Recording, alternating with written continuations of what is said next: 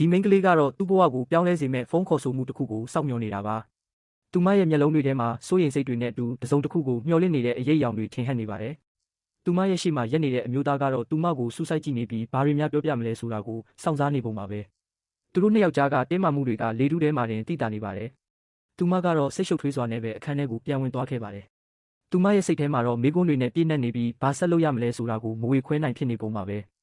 အခန်းထဲမှာတယောက်တည်းကြံခဲ့တဲ့သူမကတော့အိပ်ယာပေါ်မှာလှဲချလိုက်ပြီးစိတ်ညစ်ညစ်နဲ့ဖုန်းကိုပဲငေးကြည့်နေမိပါတယ်။သူမရဲ့စိတ်ထဲမှာတော့အတိတ်ကအကြောင်းတွေနဲ့ပစ္စုပန်ရဲ့အခက်အခဲတွေကြားမှာရုန်းကန်နေရတာပါ။မြို့ထဲကလူစီကားတဲ့ဈေးလေးတစ်ခုမှာတော့သူမနဲ့သူမရဲ့တငယ်ချင်းတွေစုဝေးနေကြပါတယ်။သူတို့တွေကတော့အလုပ်ကန်ရဖို့အတွက်မျှော်လင့်ချက်တွေနဲ့စောင့်မျှော်နေကြတာပါ။သူတို့ရဲ့တငယ်ချင်းတစ်ယောက်ကတော့အလုပ်ရဖို့အတွက်အခွင့်အရေးရှိတယ်လို့ပြောပြနေပါတယ်။သူမတို့အားလုံးကတော့ဒီအလုပ်ကိုရဖို့အတွက်အသေးအတန်စူးစမ်းနေကြတာပါ။အဲ့ဒီအချိန်မှာပဲသူတို့စောင့်နေတဲ့ကားတစ်စီးရောက်လာပါတော့တယ်။အလုပ်ရှင်ကတော့သူတို့ကိုခေါ်ဆောင်သွားဖို့အတွက်ရောက်လာတာဖြစ်နိုင်ပါတယ်။ကားပေါ်ကနေဆင်းလာတဲ့အမျိုးသားကတော့အားလုံးရဲ့အာရုံစိုက်မှုကိုခံလိုက်ရပါတယ်။သူကတော့အလုပ်ရှင်ဖြစ်ပြီးသူတို့အားလုံးကိုအလုပ်ခေါ်ဖို့ရောက်လာတာပါ။သူကတော့သူမကိုအတင်းအဓမ္မဆွဲခေါ်သွားဖို့ကြိုးစားနေပါတယ်။သူမကတော့အံ့အားသင့်ပြီး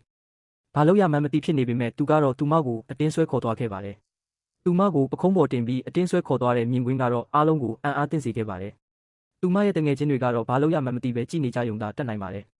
သူမရဲ့တငယ်ချင်းကတော့သူမကိုကယ်တင်ဖို့အတွက်အတင်းလိုက်သွားဖို့ကြိုးစားပေမဲ့အခြားသူတစ်ယောက်ကတော့သူမကိုတားဆီးထားလိုက်ပါတယ်။သူတို့ကြားမှာတော့စကားအခြေတင်ဖြစ်ပွားနေပါတယ်။အလုပ်ရှင်ကတော့သူမကိုအတင်းဆွဲခေါ်သွားပြီးနောက်မှာတော့အခြားသူတွေကိုစိတ်မပူဖို့ပြောပြနေပါတယ်။သူကတော့သူမကိုအရေးကြီးတဲ့ကိစ္စတစ်ခုအတွက်ခေါ်သွားတာလို့ပြောပြနေပါတယ်။သူမကိုအတင်းဆွဲခေါ်သွားပြီးနောက်မှာတော့သူမကသူ့ကိုအတင်းတွန်းထုတ်လိုက်ပါတယ်။သူမကတော့သူ့ကိုဘာလို့ဒီလိုလုပ်တာလဲဆိုပြီးဒေါသတကြီးမေးမြန်းနေပါတယ်။သူကတော့သူမကိုအလုပ်ရှာနေတဲ့အကြောင်းနဲ့ပတ်သက်ပြီးစိတ်မကောင်းဖြစ်နေပုံပါပဲ။သူကတော့သူမကိုငွေကြေးထောက်ပံ့ပေးထားပြီးသားဖြစ်တဲ့အတွက်အလုပ်မလုပ်ဖို့တားမြစ်နေတာပါ။သူကတော့သူမကိုအိမ်ပြန်ပြီးဖခင်ကိုပြုစုဖို့ပြောပြနေပါတယ်။ဖခင်ရဲ့ကျန်းမာရေးပြန်ကောင်းလာရင်တော့သူမကိုပြန်ခွင့်ပြုမယ်လို့ကတိပေးလိုက်ပါတယ်